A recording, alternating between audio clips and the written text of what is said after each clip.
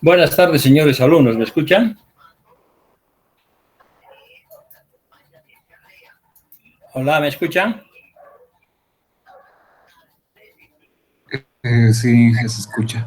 Buenas tardes. Buenas tardes. ¿Han visto el Classroom? A la entrada, ahí dice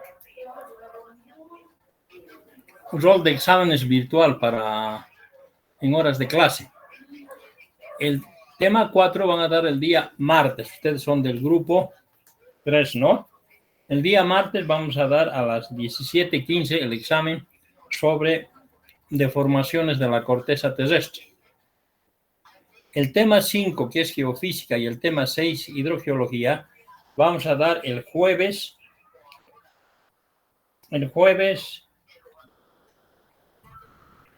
8 de diciembre. Y el tema 7 y 8, aquí falta algo que corregir, tema 7 y 8, tema 7 y 8,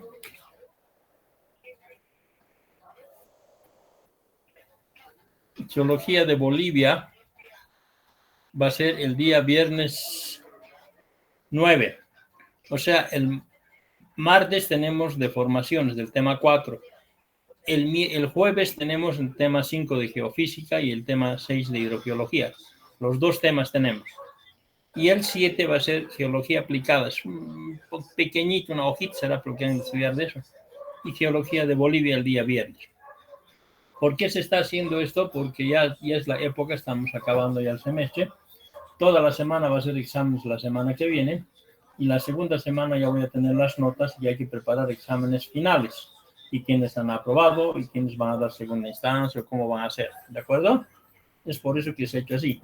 La idea es terminar antes de hasta el 29. 23 puedo tomar exámenes. Bien. Calificar, pasar las notas, porque también tengo exámenes de mesa que tengo que tomar. Así que, señores, ya saben ustedes, va a partir del día martes ya damos exámenes. ¿Alguna sugerencia, algo? ¿Alguna sugerencia? Vamos a repasar entonces si no hay nada. Giliana, ¿has entendido todo? Giliana. Sí, ingeniero. Ya, ¿han entendido todos? Camila, igual. Karen. Sí, Inge. Perfecto. Ya, entonces me imagino que los varones también han entendido. Muy bien. Entonces vamos a ver un poquito, vamos a repasar o quieren ustedes retirarse, no sé, depende de ustedes. En realidad ya hemos acabado. Podemos ver, quién sabe, recapitular algunos. No se olviden que en el examen del día martes va a entrar rumbos, buzamientos y sobre lo que han hecho en el mapa geológico, ¿verdad? Después va a entrar fallas, rumbos, tipos de falla, todo eso, deformaciones deformaciones dúctiles y deformaciones frágiles. Van a entrar un poco de tectónica de placas, movimientos orogénicos, epirogénicos, todo eso va a entrar. Podemos ver un poco de fallas tal vez. A ver.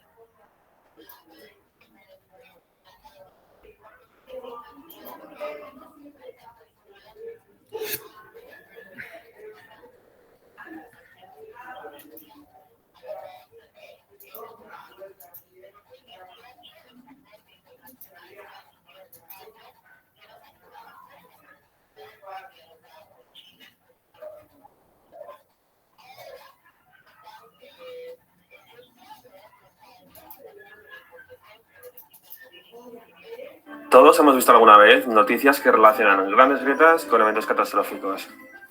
Pero, ¿qué es lo que ocurre exactamente en estas zonas? Vale, imaginaos que tenemos un bloque con estratos horizontales y cada estrato corresponde a un material diferente.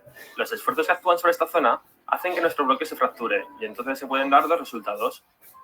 En el primer caso existe una rotura, pero los bloques no llegan a desplazarse produciendo lo que en geología se conoce como diaclasa. Y en el segundo caso, que sé que nos interesa en este vídeo, se crea un desplazamiento de los bloques a lo largo de la superficie de fractura, formando una falla geológica. En este ejemplo tenemos una falla normal, pero las partes son comunes a todo tipo de fallas. Lo único que varía es la posición de los bloques. Aquí tenemos el bloque piso, que en este caso coincide con el bloque superior. Sin embargo, el bloque techo se desliza por el plano de falla, quedando en la parte inferior. Este movimiento deja un desplazamiento de los bloques, o también llamado salto de falla. Existen fallas pequeñas, incluso de escasos centímetros, pero hay otras que pueden llegar a tener incluso más de 1.200 kilómetros, como es el caso de la falla de San Andrés, que marca el límite entre dos placas tectónicas. Muy bien, pues ahora vamos a clasificar las fallas, y para ello dependerá de si nos encontramos ante un plano de falla inclinado o un plano de falla vertical. En el primer caso, las fuerzas que actúan sobre la zona son del tipo de extensivas, creando un aumento de superficie y dando lugar a la falla que hemos visto en el ejemplo anterior, es decir, a una falla normal. En las fallas inversas, el bloque de techo coincide con el bloque levantado y se produce como consecuencia de esfuerzos comprensivos, ya que disminuye la superficie. Las fuerzas de cizalla crean fallas en dirección, o también llamadas fallas de desgarre. En este caso, el desplazamiento de los bloques se produce únicamente en la horizontal, es decir, que nos encontramos ante planos de fallas verticales. Y existe un cuarto tipo de falla geológica, denominada oblicua, que se produce por un desplazamiento combinado entre la horizontal y la vertical del plano de falla. Las fallas normales suelen aparecer asociadas formando estructuras mayores. Las más conocidas son las fosas tectónicas, o también llamadas graves, y se producen cuando el bloque central aparece hundido. En el caso opuesto tenemos los macizos tectónicos, o también llamados horst, y la diferencia con el caso anterior es que el bloque central queda elevado. Existen fallas inversas que provocan que unos materiales se monten encima de otros, formando lo que en geología se conoce como cabalgamientos. Este fenómeno ya lo vimos en repetidas ocasiones durante el vídeo de la formación de los Pirineos. Si aún no lo has visto, te dejo el link en la descripción.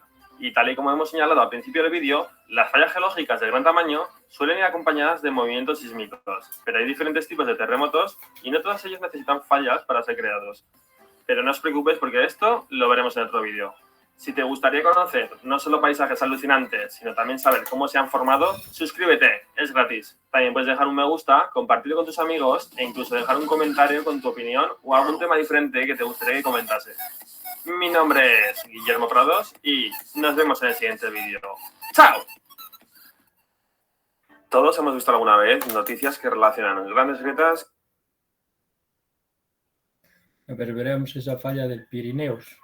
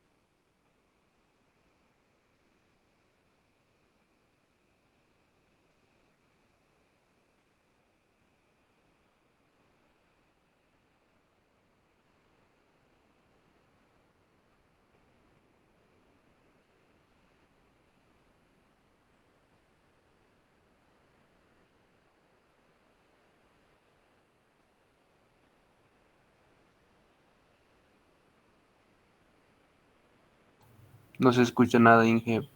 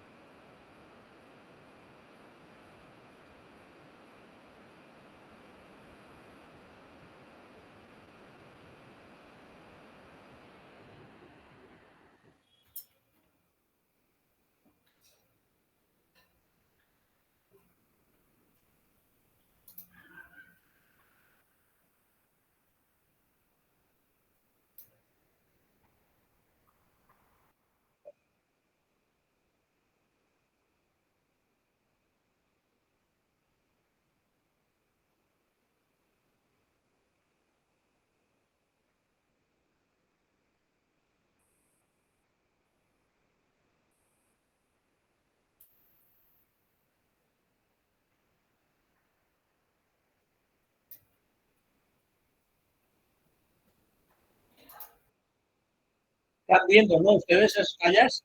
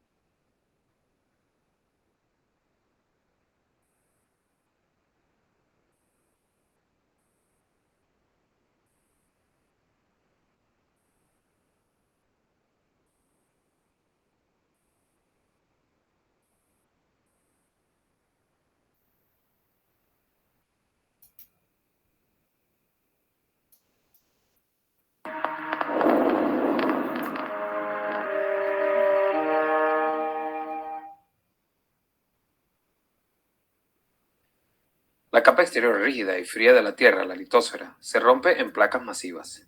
Hay alrededor de una docena de placas principales y muchas placas más pequeñas en movimiento continuo.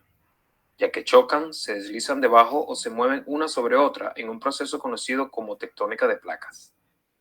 Una placa puede ser completamente litósfera oceánica, como la placa del Pacífico, o como la placa norteamericana, puede ser parte litósfera oceánica y parte litósfera continental. Volveremos a los tipos de litósfera en un minuto, pero primero, miremos dentro de la Tierra para aclarar las capas. El manto es una capa rocosa alta en silicato de magnesio, con un espesor de 2.900 kilómetros, ubicada entre la corteza y el núcleo. La parte superior, el manto litosférico, es más frío y rígido que el manto más profundo. Se encuentra sobre una capa más caliente y dúctil de composición similar llamada astenosfera. Como una analogía de cómo una roca puede ser quebradiza o dúctil, considérese una barra de caramelo, como el Big Hunk. Cuando se aplica fuerza, son frágiles cuando están fríos y dúctiles cuando están calientes. Haciendo un acercamiento a un corte transversal tectónico, vemos que las placas litosféricas están compuestas de una corteza por encima de la parte superior más rígida del manto.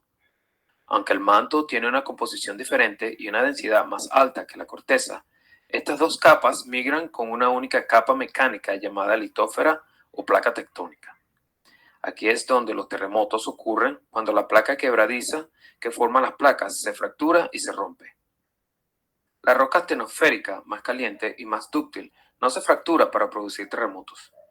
La litósfera continental, con corteza continental por encima del manto litosférico, suele tener un grosor de 150 a 200 kilómetros. La corteza continental se encuentra sobre el nivel del mar porque tiene un grosor promedio de 40 kilómetros y está compuesta principalmente por rocas graníticas, sedimentarias y metamórficas de gran densidad, ricas en sílice, que forman los continentes. La litósfera oceánica, formada en la cordillera de expansión, tiene típicamente un espesor de 50 a 140 kilómetros. La corteza oceánica tiene solo unos 8 kilómetros de espesor y es más densa que la corteza continental, porque contiene menos sílice de baja densidad y más hierro y magnesio de alta densidad. Por lo tanto, forma el fondo del océano con una superficie superior debajo del nivel del mar. El movimiento relativo entre las placas se puede agrupar en tres categorías principales: transformante, divergente y convergente. Volviendo a la vista del mapa mundial, mostramos límites transformante o desplazamiento de rumbo. Son lugares donde las placas se mueven horizontalmente unas contra otras. Límites divergente o constructivo. Son lugares donde las placas se separan unas de otras. Y los lugares donde las placas se presionan entre sí se llaman límites convergentes o destructivos. La litósfera no se crea ni se destruye a lo largo de los límites transformantes que conectan segmentos de las cordilleras oceánicas de expansión y otros límites de placas. Los límites transformantes también pueden atravesar continentes, como lo hace la zona de San Andrés en California, donde se conecta la elevación del Pacífico Oriental con la zona de subducción de Cascadia. Los terremotos poco profundos en los largos límites transformantes que cortan la corteza continental pueden alcanzar la magnitud 8, mientras que los terremotos en los límites transformantes oceánicos tienden a ser mucho más pequeños. En los límites divergentes, la corteza oceánica se forma en las cordilleras de expansión, donde las placas se separan unas de otras. Un pequeño volumen del manto se funde para crear la corteza. El manto caliente y boyante sostiene las cordilleras oceánicas que forman el sistema de montañas más largo de la Tierra. Debido a que la temperatura aumenta rápidamente con la profundidad en los límites divergentes, solo hay una capa delgada de roca quebradiza para fracturarse en los terremotos. La mayoría de los terremotos ocurren dentro de los 10 kilómetros superiores y tienen magnitudes que generalmente son menos de 6. Más del 75% de todos los terremotos ocurren sobre o cerca de límites convergentes. Aquí, una placa oceánica es forzada debajo de una placa continental en un proceso llamado subducción. De hecho, los terremotos más grandes del mundo se producen cerca del borde poco profundo del límite donde se han registrado los terremotos de magnitud 9. En este lugar, el estrés se acumula de 10 a 100 años, hasta que se liberan como un resorte y pueden producir terremotos. Una amplia zona de terremotos poco profundos se produce dentro de la placa principal debido a las fuerzas de compresión cerca del límite convergente. Los terremotos pueden alcanzar profundidades de 700 kilómetros dentro de las placas de subducción, porque la placa oceánica puede permanecer fría y quebradiza a medida que se sumerge en el manto más profundo. Procesos similares ocurren cuando una placa oceánica se subduce debajo de otra placa oceánica. Aquí, una fosa oceánica marca el lugar donde la placa se empuja hacia abajo dentro del manto.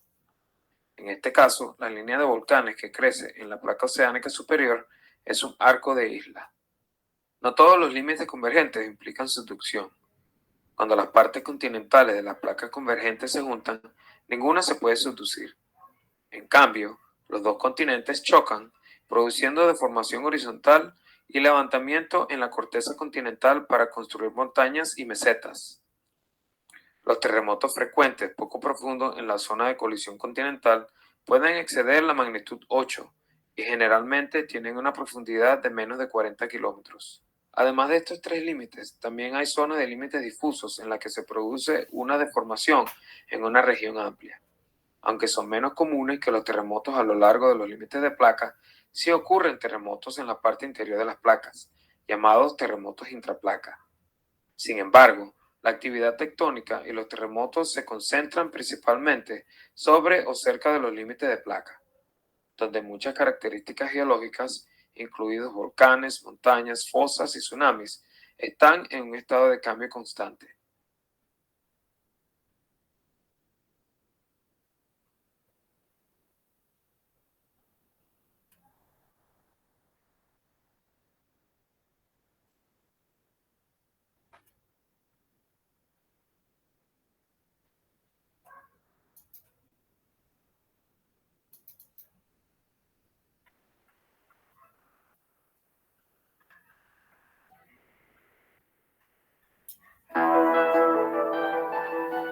La superficie terrestre presenta en su topografía grandes irregularidades.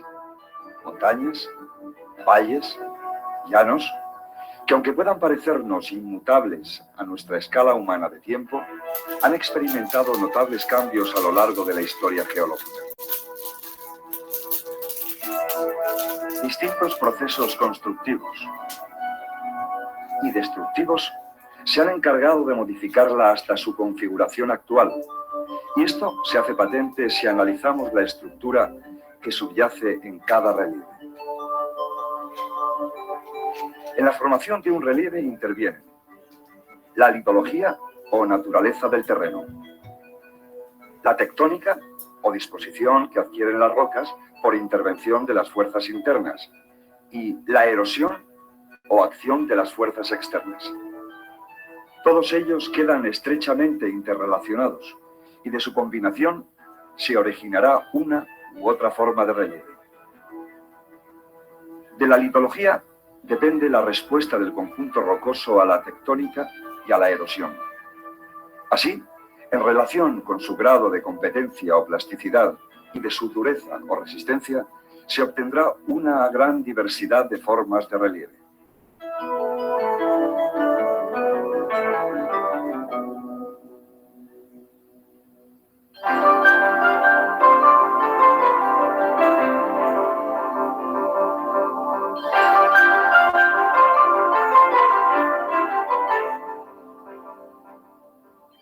Las fuerzas internas de la Tierra modifican la disposición inicial de los materiales terrestres, en mayor o en menor grado, según la relación entre los esfuerzos de empuje y las propiedades mecánicas de las rocas afectadas. Su acción es básicamente constructiva, puesto que edifican un relieve al plegar, romper, elevar o hundir las rocas que lo componen. La acción de las fuerzas externas o erosivas se relaciona directamente con el clima y con la resistencia de los materiales afectados. El relieve comienza a ser atacado por la meteorización y la erosión desde el primer momento de su configuración, pudiendo llegar a su completa destrucción.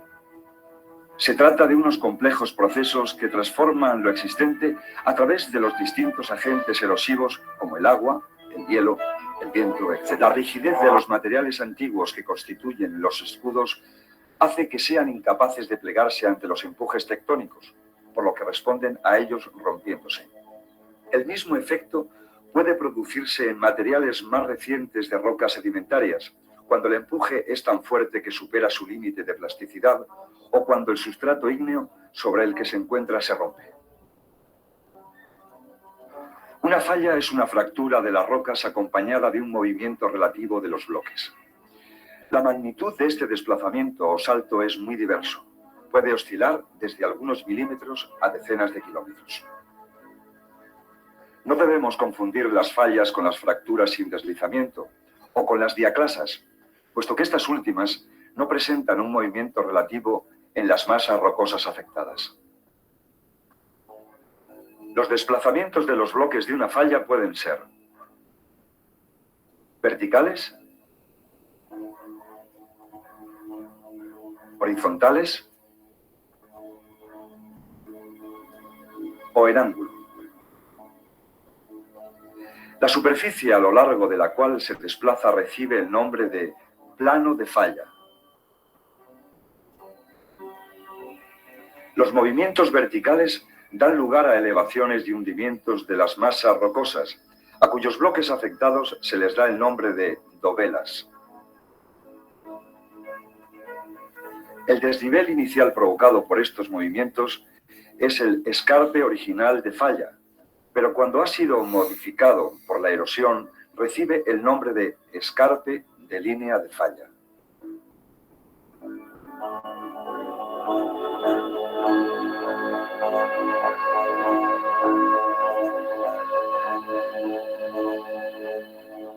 Si un bloque o dovela queda hundido entre dos elevados, se denomina fosa o graben. Y cuando queda elevado entre dos hundidos, recibe el nombre de horst.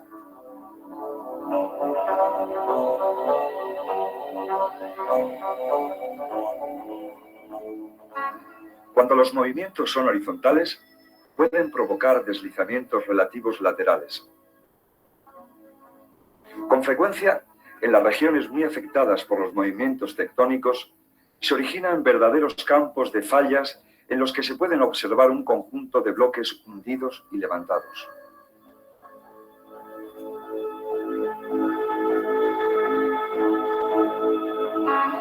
Las fallas constituyen líneas de debilidad en el relieve, por lo que suelen ser aprovechadas por la erosión.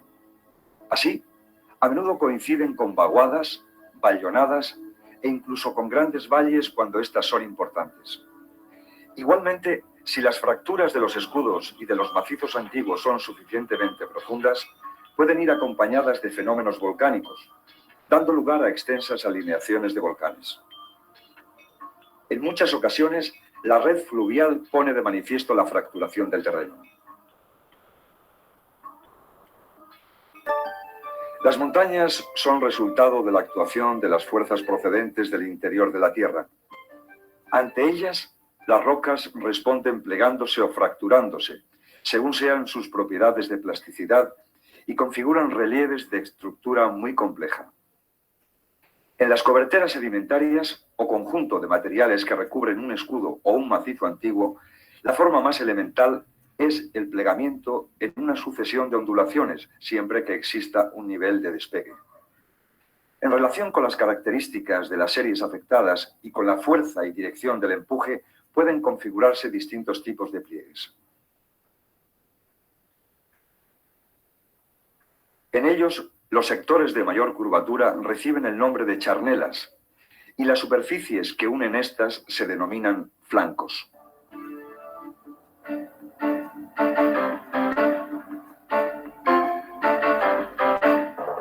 Los anticlinales son pliegues que se caracterizan porque su núcleo está constituido por las rocas más antiguas de la serie plegada. Los inclinales son pliegues que se caracterizan porque su núcleo está ocupado por las rocas más recientes de la serie plegada.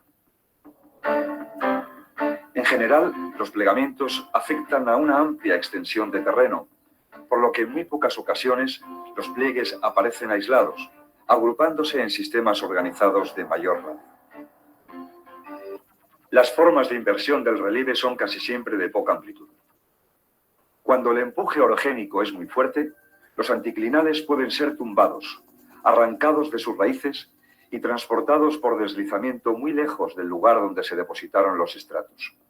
Se configura así un relieve de mantos de corrimiento conocido como estilo alpino.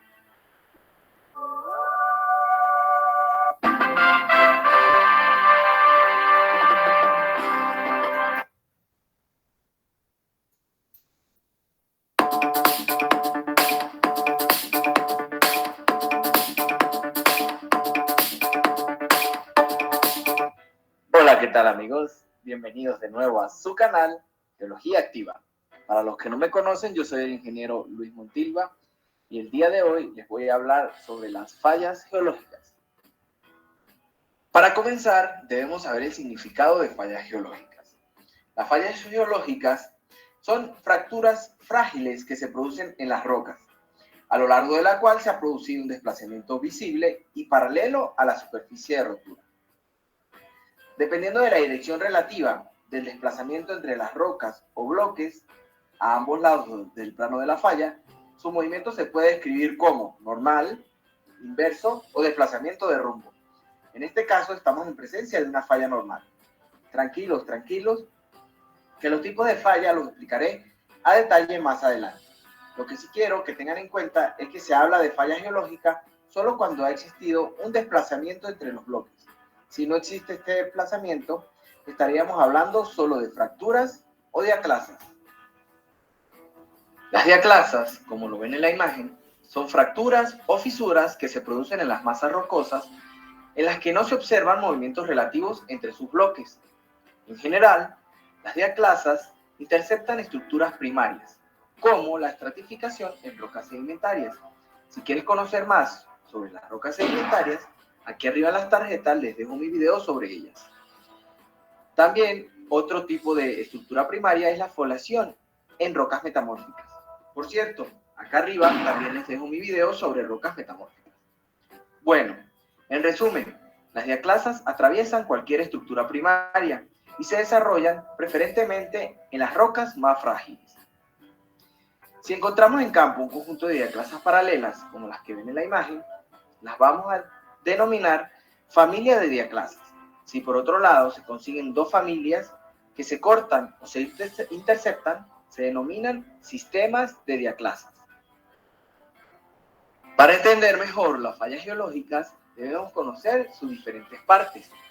Para comenzar, el plano de falla es aquella superficie por la cual se produce el desplazamiento de los bloques. El bloque de techo es aquel que se encuentra por encima del plano de falla.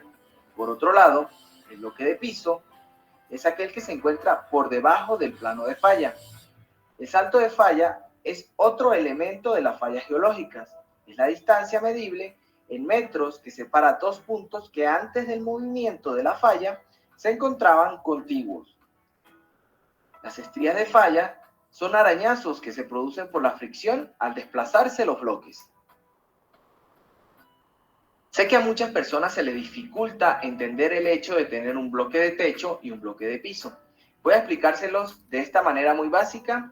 En la imagen ven una sucesión de estratos que se encuentran separados por un plano de falla. Este es el plano de falla.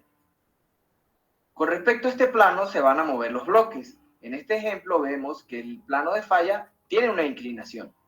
Es por ello que se dice que el bloque que se encuentra por encima es el bloque de techo.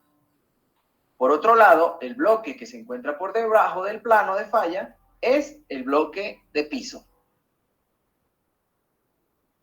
Este sería un ejemplo en el que el plano de falla está totalmente al contrario.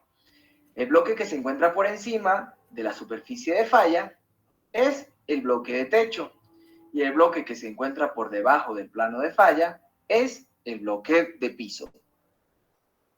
Y ahora sí, vamos a entrar en los tipos de falla. Para comenzar, las fallas normales se forman por sistemas de esfuerzo tensionales. Los esfuerzos inducidos a la roca son casi perpendiculares al plano de falla y el movimiento es predominantemente vertical. Este tipo de falla típicamente poseen un ángulo de falla de 60 grados aproximadamente con respecto a la horizontal. Aquí voy de nuevo. El bloque que se encuentra por encima o el bloque de techo en este tipo de falla se desliza hacia abajo, mientras que el bloque que se encuentra por debajo del plano de falla o bloque de piso asciende. Ahora les voy a hablar sobre las fallas inversas. Este tipo de falla se genera por esfuerzos compresivos. El plano de falla tiene típicamente un ángulo de 30 grados con respecto a la horizontal. En este caso, este tipo de fallas, el bloque de techo se mueve hacia arriba en relación con el bloque de piso. Otro tipo de falla que conocemos son las fallas oblicuas. Estas fallas son aquellas en las que el movimiento no solo es en el plano vertical, sino que también poseen un movimiento en el plano horizontal. Ahora les voy a explicar las fallas de desgarre o fallas de desplazamiento horizontal. En este caso, las fallas de desgarre se producen por esfuerzos de cizalla. Existen dos tipos. Dependiendo hacia dónde es el movimiento de los bloques, les voy a enseñar cómo diferenciar cada una de ellas. Por ejemplo, si te paras en uno de los bloques y miras hacia el frente al otro bloque, su movimiento es a la izquierda. Esta falla es sinestral. Ten en cuenta que no importa el bloque en que te pares. Si el del frente va hacia la izquierda, la falla es sinestral. Veamos si nos paramos en el otro bloque que pasa. Si lo vemos de frente, el bloque de enfrente se mueve hacia la izquierda. Por lo tanto, verificamos que la falla es sinestral. El otro tipo de falla de cizalla es la de desplazamiento horizontal a la derecha o dextral. La podemos identificar de la misma manera que la anterior. Por ejemplo, Si nos paramos en un bloque y debemos notar que el bloque de enfrente va a moverse hacia la derecha, no importa de cuál lo hagamos, el bloque que tenemos enfrente debe rotar hacia la derecha. Les muestro el ejemplo si nos paramos en el otro bloque. Podemos notar que el bloque de enfrente se mueve a la derecha, lo que nos confirma que esta es una falla dextral. Ahora vamos a practicar. ¿Qué tipo de falla es esta? Esta es una falla normal. Sigamos con esta. ¿Qué tipo de falla es? Esta es una falla sinestral. Veamos por último esta falla. ¿Qué tipo de falla es?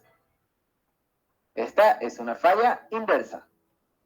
Si les gustó este video, no olviden suscribirse a mi canal y darle a la campanita para activar las notificaciones, para que estén al día de todo lo que voy a ir publicando sobre geología. Nos vemos en un siguiente episodio de Geología Activa.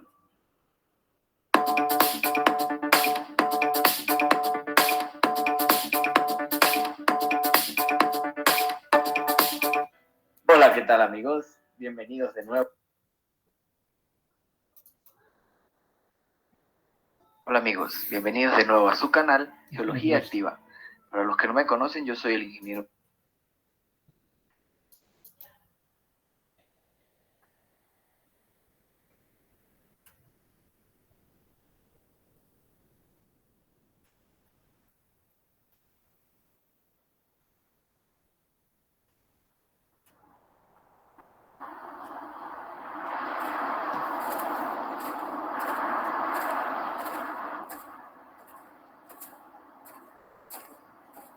Cuando paseamos por el campo o contemplamos una montaña, tenemos la sensación de que el paisaje que nos rodea es inmutable, que no cambia.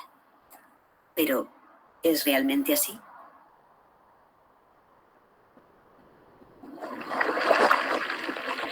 Vivimos en un planeta vivo que a lo largo de millones de años ha ido transformándose y sigue haciéndolo.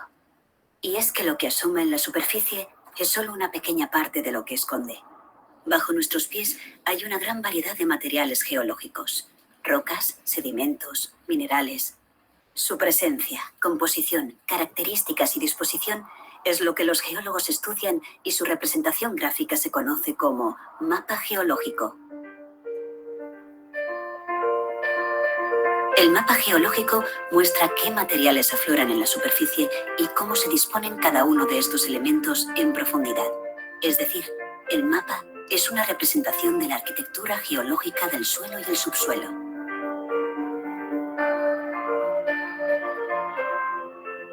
Una información vital que nos permite aprovechar recursos minerales, como los metales, y fuentes de energía, como el carbón o el petróleo.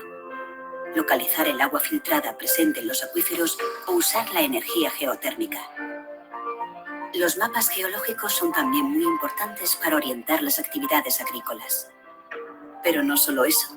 Gracias a los estudios geológicos que se llevan a cabo para hacer los mapas, podemos establecer dónde pueden ocurrir procesos naturales como deslizamientos de tierras, terremotos, inundaciones o erupciones volcánicas, minimizando la ocurrencia de catástrofes naturales.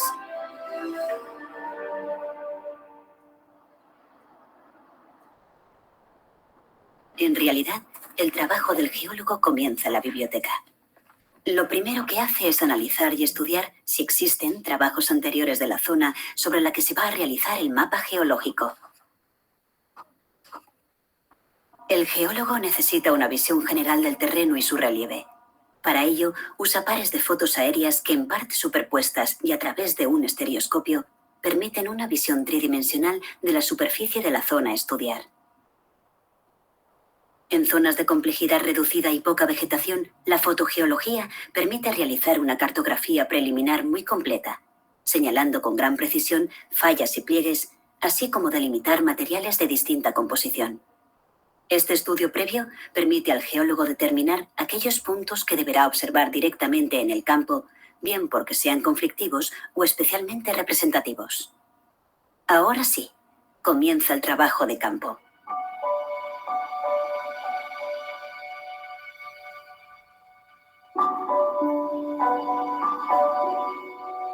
Pocas veces es posible analizar el terreno palmo a palmo, pero el geólogo, guiado por las observaciones realizadas sobre las imágenes aéreas, sigue un recorrido prediseñado con paradas clave que se denominan estaciones.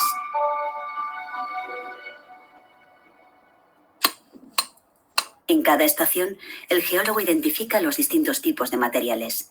Recoge y estudia muestras de rocas, sedimentos y fósiles. Todos ellos numerados cuidadosamente, anotando fecha y lugar exacto de recogida.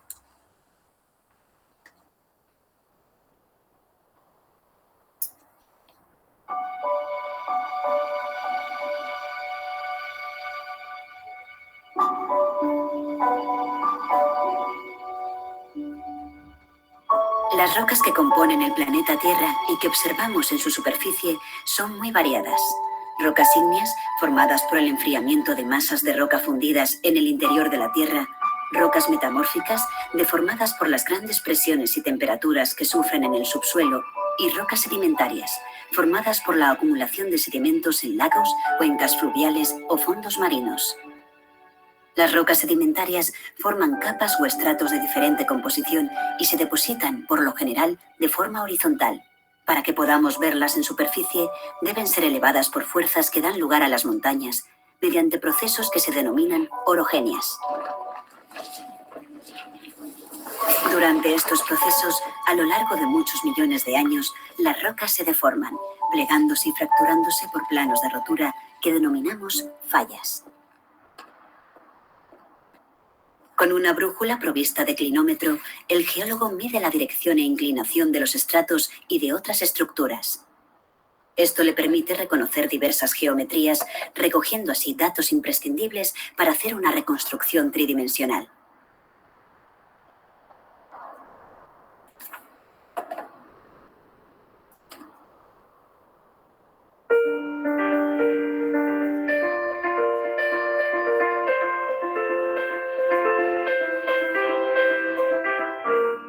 Con ayuda de la fotografía aérea, dibuja sobre el terreno un primer boceto del mapa, señalando las líneas de separación entre las distintas unidades de roca. Su capacidad de observación, su experiencia y su conocimiento de otros fenómenos similares le permiten dibujar amplias zonas del mapa. Toda esta información queda recopilada en su cuaderno de campo o en dispositivos más modernos que permiten introducir los datos de forma georreferenciada.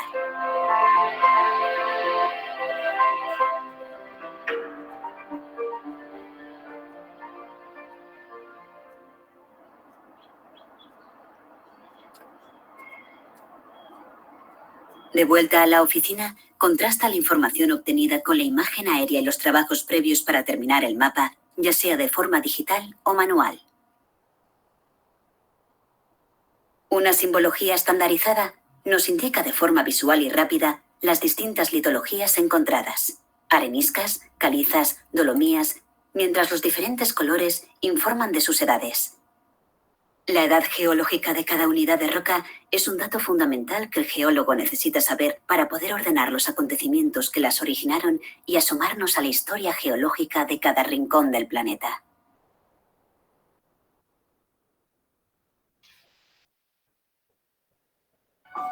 La evolución de las especies animales y vegetales y las sucesivas grandes extinciones biológicas nos permiten ordenar las rocas sedimentarias por los fósiles que contienen. Así, rocas con los mismos fósiles tendrán la misma antigüedad. La edad absoluta de las rocas se conoce gracias al análisis de la radioactividad. Cuando se forma una roca, los minerales tienen una composición precisa de elementos. Algunos de estos son radioactivos y por tanto inestables a lo largo del tiempo. Sabemos que se desintegran en un tiempo conocido, dando lugar a otros elementos. Si medimos la proporción de estos, sabremos el momento en que se originó la roca. A veces hace muchos millones de años. El mapa geológico no solo es una representación plana, también es tridimensional. Con los datos de orientación e inclinación de los estratos y fallas, el geólogo es capaz de dibujar cortes geológicos y modelos tridimensionales que muestran la disposición espacial de los distintos materiales hasta varios kilómetros de profundidad. Bueno, ya tenemos... Cuando se ha completado la cartografía, el geólogo de campo pasa el borrador del mapa para ser validado a otros especialistas en representación cartográfica. Una vez aprobado y aceptado, el mapa está listo para su publicación en distintos formatos. Los mapas geológicos han sido desde el inicio de la ciencia geológica, hace varios siglos, la herramienta básica del conocimiento geológico. Lo sigue siendo hoy en día, constituyendo la expresión visual de un trabajo, el de los geólogos, que nos permite conocer lo que la Tierra es hoy, recordar lo que fue ayer y predecir el mañana. Y es que bajo nuestros pies, aunque sea muy despacio, la Tierra cambia, fluye y se transforma.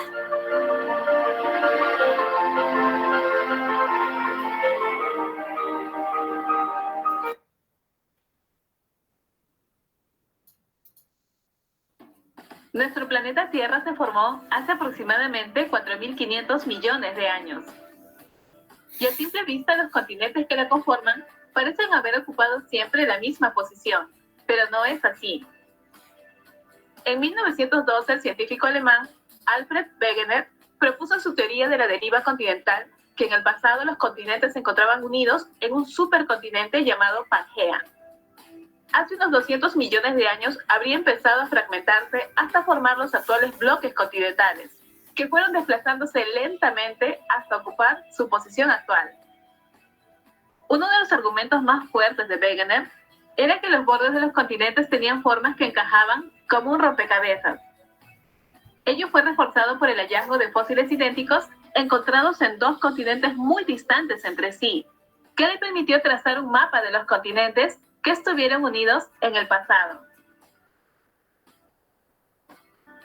Esta teoría fue rechazada por los científicos de la época, pues no se pudo explicar qué fuerzas eran las que empujaban a los continentes ni cómo se producían.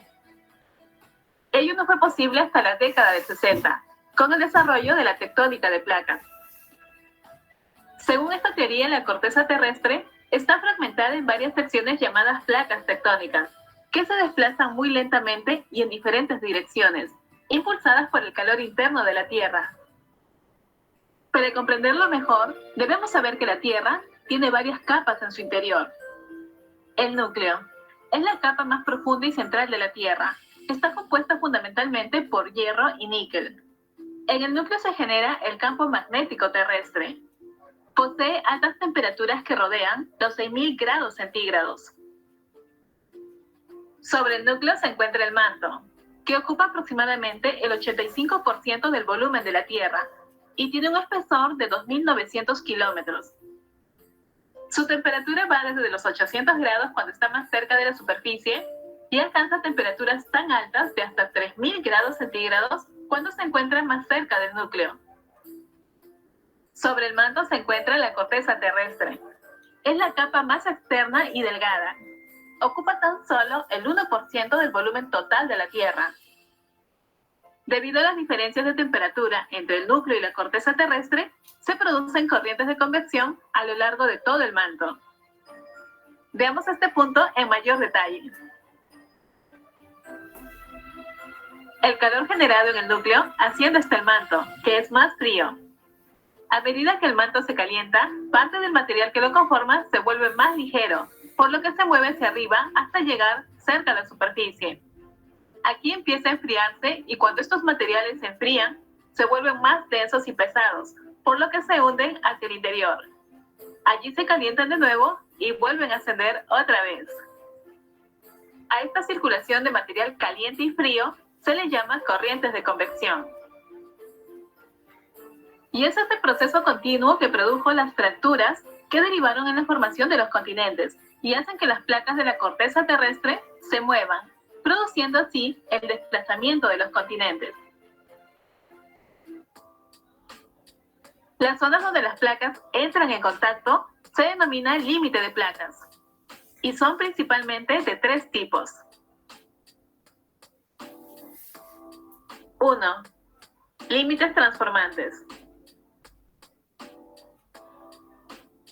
Ocurre cuando dos placas tectónicas se rozan horizontalmente, deslizándose lateralmente una junto a otra.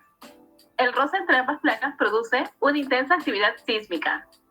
Un ejemplo de este tipo es la placa del Pacífico que se desliza respecto de la placa norteamericana, formando la falla de San Andrés, que se extiende a lo largo de 1.300 kilómetros. 2. Límites divergentes. La mayor parte de los límites divergentes se hallan bajo el mar.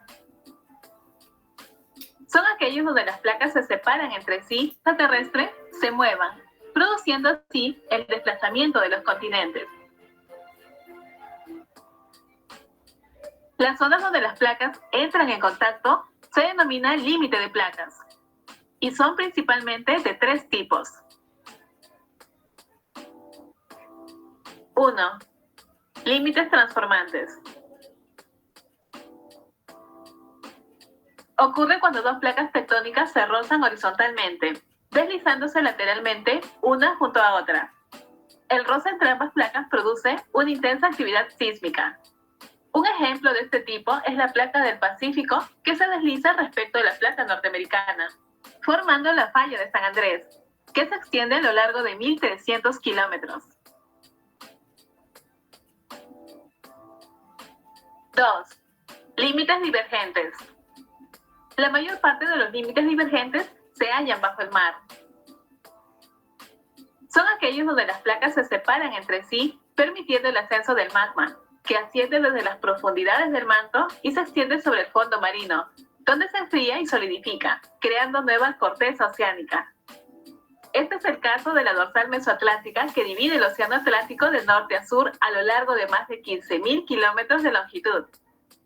Viene a ser una extensa cordillera sumergida en el fondo del océano, que continúa ensanchándose a razón de unos 3 centímetros por año. En algunos lugares como Islandia, las dorsales sobresalen por encima del nivel del mar, dando lugar a la formación de las islas volcánicas. Y un ejemplo de límite divergente en zonas continentales lo tenemos en el Gran Valle del Rift en el este de África. Es una gigante fractura geológica que se extiende a lo largo de casi 5.000 kilómetros de longitud y que en unos millones de años podría separar el continente africano en dos. 3. Límites convergentes. Los procesos que se activan en el límite de placas convergentes dependerán del tipo de corteza de las placas que entran en contacto. Cuando una placa continental choca con una placa oceánica, la placa oceánica, por ser más densa y pesada, se subduce bajo la placa continental, generando actividad sísmica y volcánica. Un ejemplo de este tipo es la subducción de la placa de Nazca bajo la placa sudamericana, que formó la cordillera de los Andes.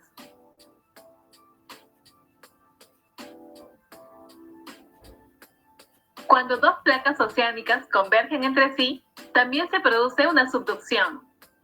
Una de ellas se desliza bajo la otra y se funde en el manto. Parte del magma asciende y originan volcanes submarinos. Con el tiempo llegan a ser más altos que el nivel del mar, formando así una cadena de islas. Estas adoptan la forma de un arco y son conocidas como arcos insulares. Un ejemplo de este tipo es la placa del Pacífico que se subduce bajo la placa filipina, formando las Islas Marianas. Y cuando dos placas continentales chocan entre sí, al tener ambos las mismas densidades, no se subduce ninguna de ellas, sino que se comprimen y una de ellas es forzada hacia arriba, formando una cadena montañosa. Fue así que hace millones de años, la placa que transportaba a la India chocó con el continente asiático, dando origen a la cordillera del Himalaya, que tiene la montaña más alta del planeta, el Everest, con 8.848 metros sobre el nivel del mar. En conclusión, vemos que el estudio de la tectónica de placas es fundamental, pues explica, entre otras cosas, la formación de las cadenas montañosas continentales y submarinas, la distribución geológica de la actividad sísmica y volcánica, permitiendo el estudio de los riesgos asociados a ellas.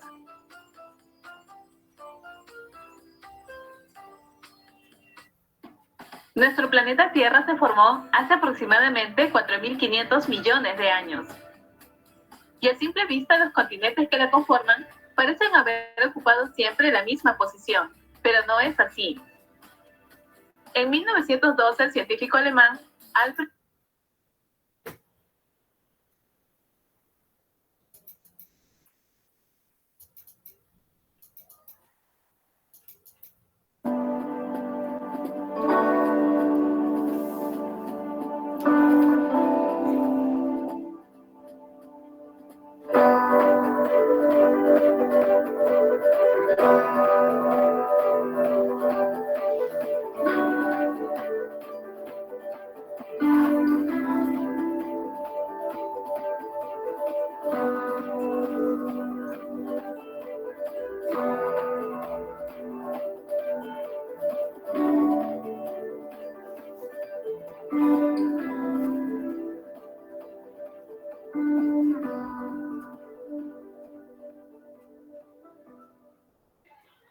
Hola a todos, bienvenidos de nuevo. Espero que les haya gustado el video anterior acerca del tiempo geológico.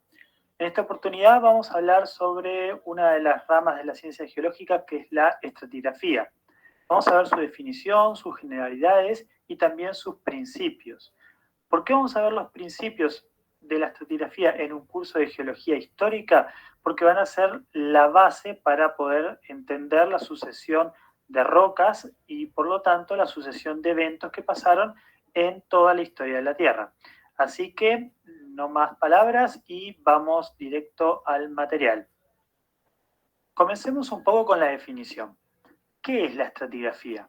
Bueno, la estratigrafía es una rama de la geología que trata del estudio e interpretación de las rocas sedimentarias estratificadas y de la identificación, descripción, secuencia, tanto vertical como horizontal, cartografía y correlación de unidades estratificadas de las rocas. Sé que muchos de ustedes no hicieron un curso de estratigrafía.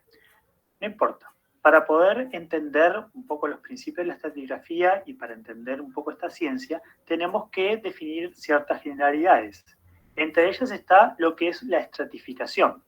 Una estratificación es la disposición de capas paralelas de las rocas sedimentarias. Por lo tanto, tenemos que definir lo que es un estrato, que es cada una de estas capas que consta de una formación de rocas estratificadas. Cada estrato está delimitado hacia arriba por un techo del estrato, que es la superficie superior, y hacia abajo por el muro o base del estrato, que es la superficie inferior. Cada una de estas superficies está diferenciada de la otra por una superficie de estratificación, que es donde hay un cambio en las condiciones físico-químicas del ambiente de depositación. También tenemos que definir lo que es la potencia del estrato, que es el espesor comprendido entre el techo, o la parte superior, y el muro, la parte inferior. Y por último, lo que es una secuencia estratigráfica, que es una sucesión de estas capas tridimensionales o de estos estratos. Todos estos estratos en la naturaleza, su depositación va a estar controlada, o sea, va a tener un cierto orden. Y para depositarse estos estratos van a tener que cumplir ciertas leyes naturales. Estas leyes naturales y este orden son los que definen los principios de la estratigrafía, debido a las leyes de la estratigrafía. Veremos algunos de ellos, los más importantes, y son aquellos que nos ayudarán al entendimiento de la geología histórica.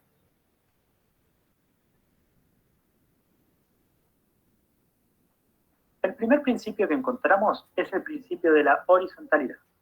Los estratos, tanto perpendiculares como inclinados respecto a la horizontal, estuvieron en tiempos pasados paralelos a la horizontal. Esto quiere decir que cualquier sedimento en la naturaleza se deposita de forma horizontal.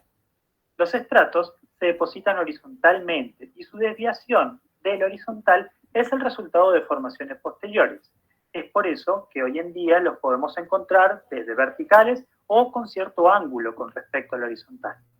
En muchos medios sedimentarios, denominémosles cuencas, el depósito no es exactamente horizontal, sino que tiende a tener una pequeña inclinación hacia sus bordes.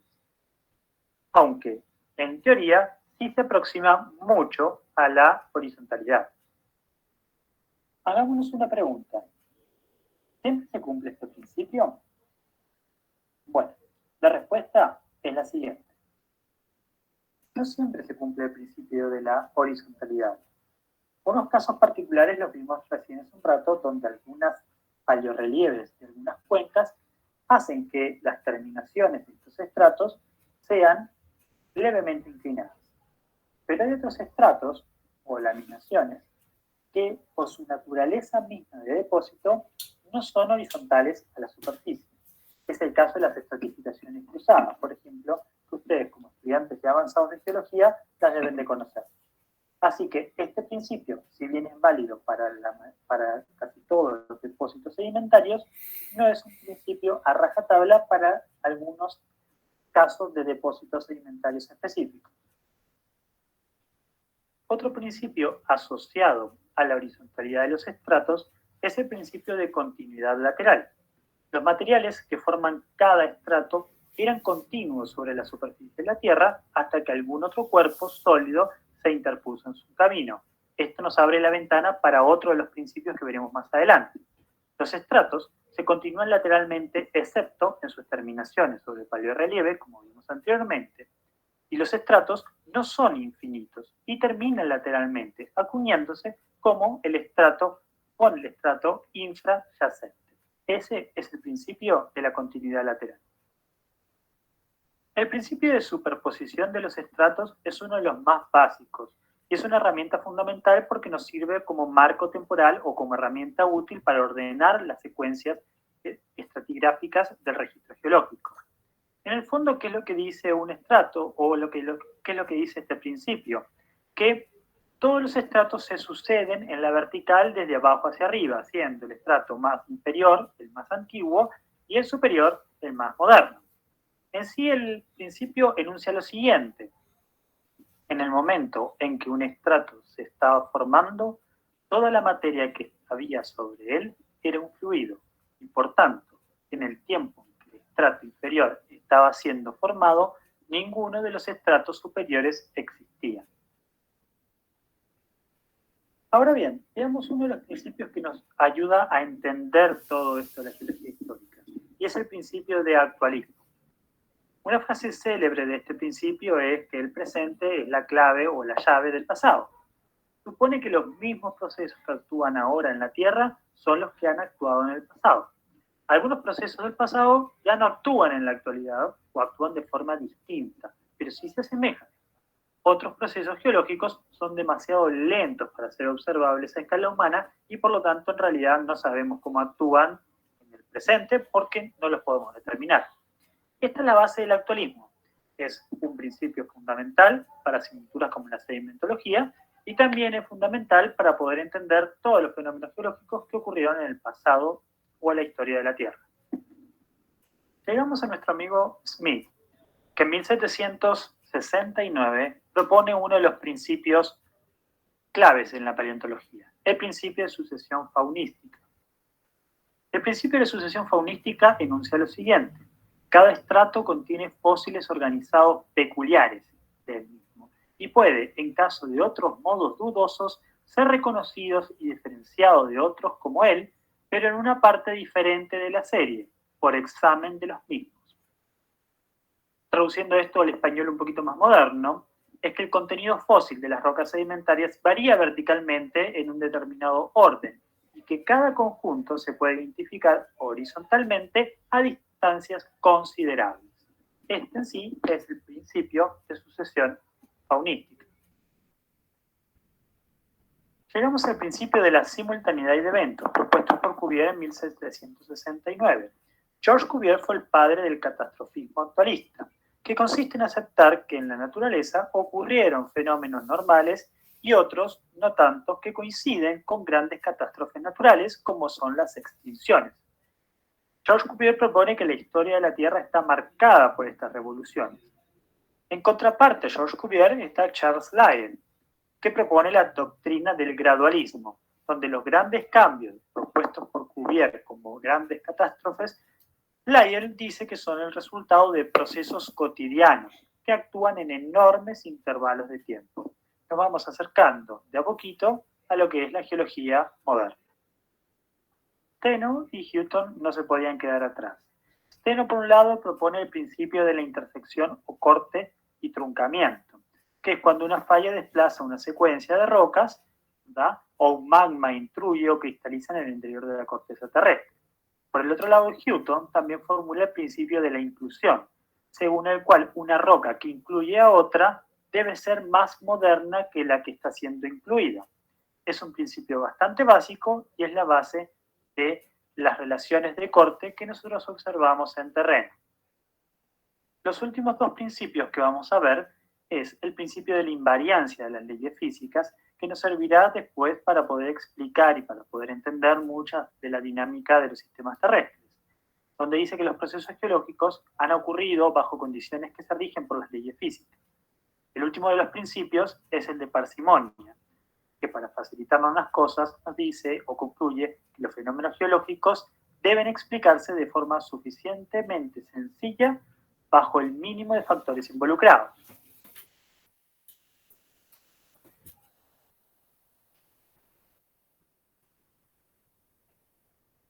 Estos principios que acabamos de mencionar van a ser aplicados en terreno, en donde el geólogo va a buscar e interpretar el registro geológico. Ahora, para entender el registro geológico debemos entender sus 4 rasgos fundamentales. El registro geológico es discontinuo, es desordenado, es sesgado y es incompleto. ¿Qué quieren decir estas 4 particularidades? Bueno, que el registro estratigráfico está interrumpido por discontinuidades, que algunas capas guardan registros o procesos que no son contemporáneos, que algunos procesos en un registro tienen un registro más completo que otros, y por último, que el registro en algunos casos presenta intervalos temporales que han sido destruidos por procesos ya sea erosivos, tectónicos o metamórficos. Hablemos un poco de las discontinuidades del registro geológico. Tenemos varios tipos de discontinuidades. La primera que encontramos son las inconformidades. Estas inconformidades pueden ser tanto sedimentarias como ígneas. También tenemos paraconformidades, que son entre 2 estratos sedimentarios. También tenemos discordancias entre estratos horizontales por encima de los estratos plegados. Y por último también tenemos los hiatos, donde tenemos una falta del registro por un lapso de tiempo determinado. La cotidianeidad y la excepcionalidad son procesos geológicos excepcionales, que en ocasiones generan o una mucha cantidad de material o, todo lo contrario, procesos de hiatos, ¿verdad? Producto mismo del régimen sedimentario. Los flujos turbidíticos tienen una duración muy corta y un registro muy superior a la sedimentación normal, como por poner un ejemplo. Bueno, estimados, con esto hemos un poco terminado la cápsula de hoy, que hablaba sobre este apasionante mundo de...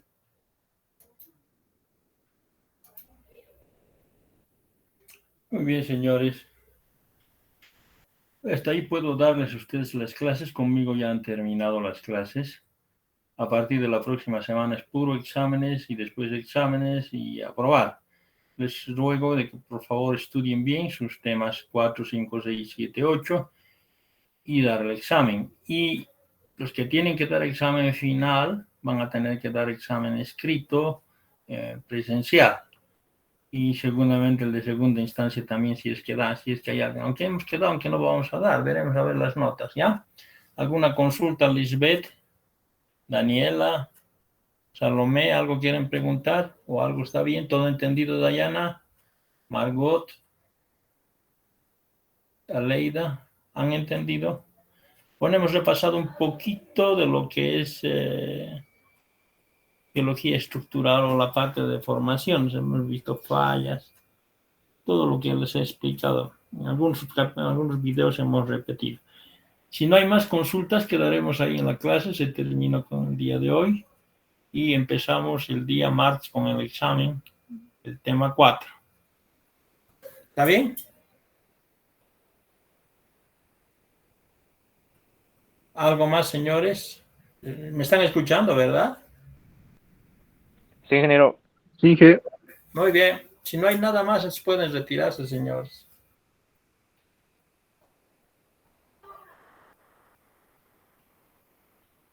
hasta luego, Inge. Chao.